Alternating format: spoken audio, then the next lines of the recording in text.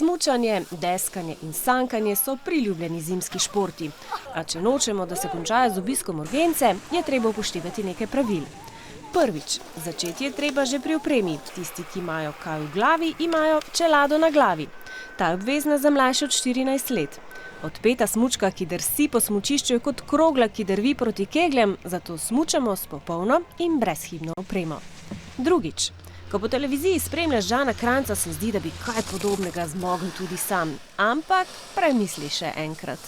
Razumno oceni svoje znanje in sposobnosti ter izberi primerno progo. Po njej vijugaj s hitrostjo, ki jo še obvladaš, to pomeni, da do cilja prideš brez padca in s celimi kostmi.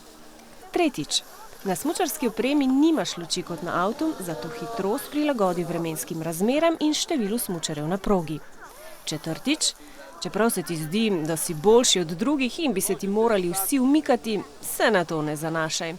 Počasnejše smučarje lahko prehitevaš le zelo previdno in z dovolj veliko varnostno razdaljo. Petič, nikoli se ne ustavljaj sredi smučišča, še najmanj, da svoje zavoje objaviš na TikToku. Če je zares nujno, se umakni ob stran. In ko želiš naprej, se najprej v obe smeri po strmini prepričaj, da je varno. Šestič, ko prideš do prehoda za pešce, počakaš na zeleno luč. Enako pomembno je, da spoštuješ in upoštevaš vse znake in obvestila na smučišču. Sedmič, smučanje zunaj urejenih smučarskih prog je res da lahko vznemirljivo, a ob morebitnem trku bo drevesno deblo ostalo celo. Tvoja kost pa po vsej verjetnosti ne. Osmič, če opaziš nesrečo, pomagaj po svojih močeh. Devetič, da ohraniš bistro glavo, so nujni redni odmori in veliko vode ali čaja.